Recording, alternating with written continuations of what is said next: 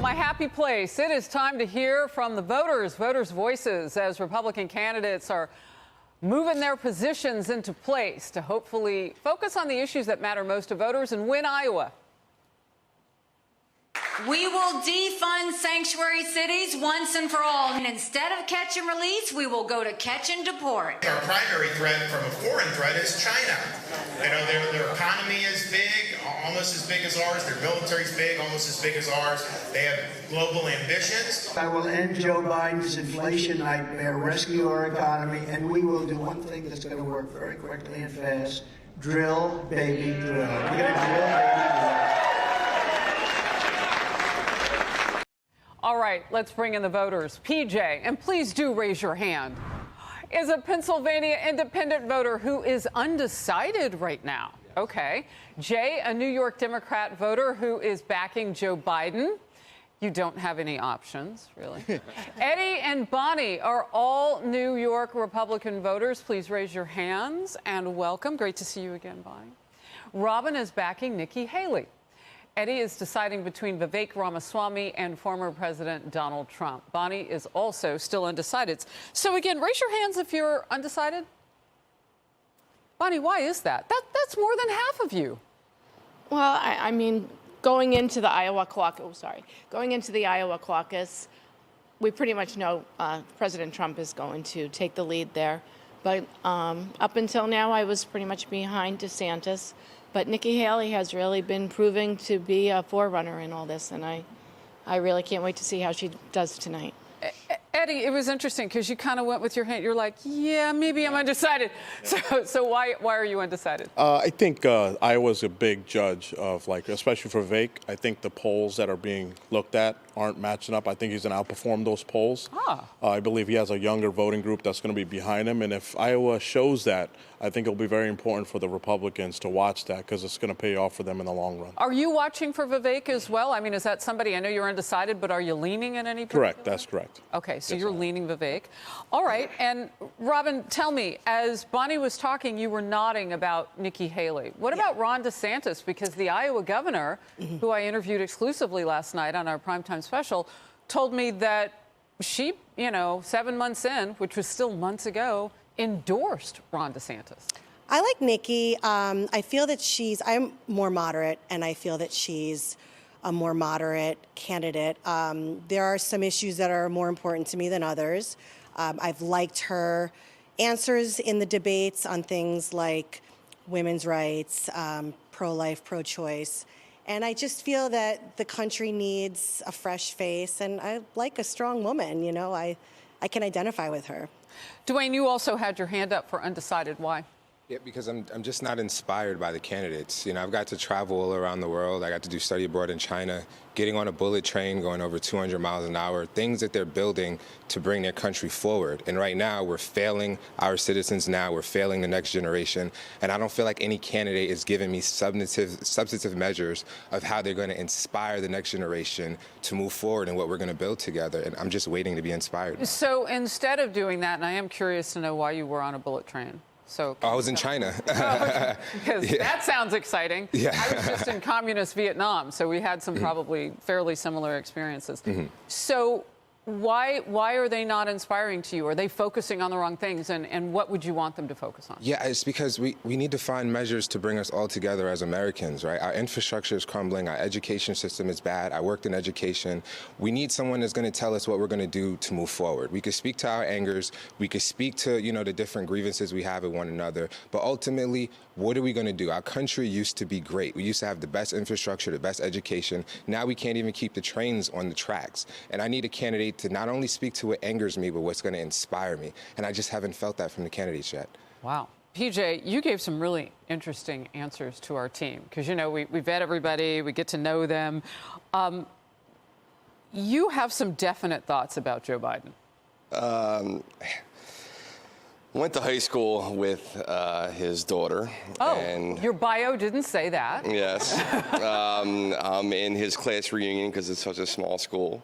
So I get to see him every 5 years or so. I haven't in the last couple. But he's, it's an interesting dynamic. He's not too well liked in the community. from my high school, from what I can recall anyway. And, you know, I've had a couple interactions with him. He's very charismatic, very nice. At least he was last time I saw him. How's he doing running the country? No comment. Oh, okay. Well, that might be because you're sitting next to Aaron. Yeah, maybe. And he is dyed-in-the-wool supporter of Joe Biden. Tell us why. I think Joe Biden has had a slew of legislative victories to do things like reinvest in infrastructure, to do things like reinvest into our future. So I will say this. During the 4 years that preceded Joe Biden, the only major legislation that went through the House and the Senate was a tax cut for some Americans, right? I think having been someone who worked on the Hill as a staffer, seeing what actually goes into making bills get passed into law, the amount of things that have passed into law within the first 3-ish years of Joe Biden's presidency is simply astonishing. It's meant to tackle certain things, and mind you, these things won't happen immediately. Some of these things will take time. Will the border ever happen under his watch? Like, will that That's an interesting happen? question. Now, I don't know about the border. Because he may not have another 4 years, so I'm just wondering. He may not, and I'll be quite clear. I don't know, or I don't think that that is a priority. Oh.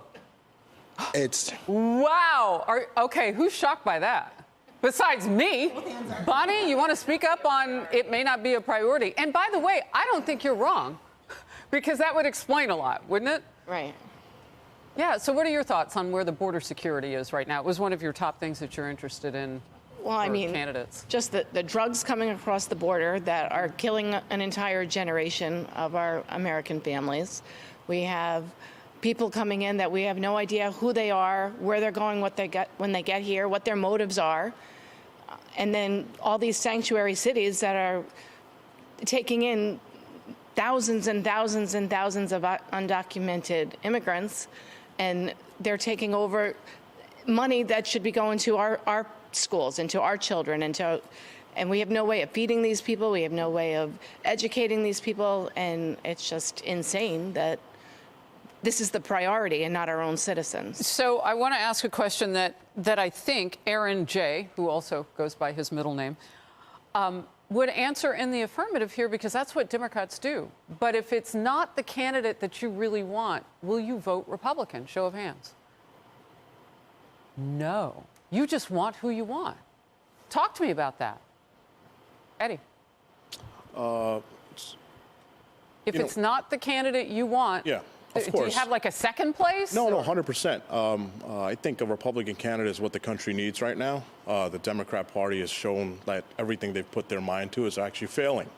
If you look at major cities right now, New York, Chicago, they are begging for a Republican president right now because of sanctuary issues that they're dealing with now. Yeah. I got to give it to Governor Abbott. He played the right card. He said, you want to be a sanctuary city? Here, take care of them. And now they're complaining. I was like, hey, step up to the plate.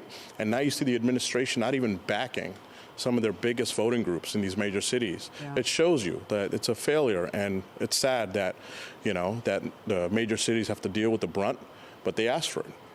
I know it's so hard, because if you haven't made up your mind yet, you're still thinking about it, and I totally get it. If Republicans want to win that White House, they may have to vote for whomever the nominee is. I mean, that's just how it's going to go down. I am curious, PJ, about the politics of where you are right now with who you support. I'm an independent. I'm a business owner, so I'm usually guarded about what I feel. I think that we are definitely in the wrong direction right now. I love Trump's foreign policy, but I'm afraid of the reaction to him from the opposition and the lengths that they'll go because of him. So it's Vivek's interesting. He's a dynamic figure. And that's where I'm at right now. I don't really have a horse in the race too much, except for the Eagles. Go Birds. Well, I'm a Chiefs fan. Everybody knows that. I should be wearing red. Real quickly, can Nikki Haley win, do you think? If she were to win the nomination, can she go on to beat Joe Biden? And I know what all the polling says now. She beats him better than any other Republican, but she's got to get out of this primary. So at some point, she's going to tack farther right. Yeah, likely. I think she definitely could win. I think She has a lot of things going for her.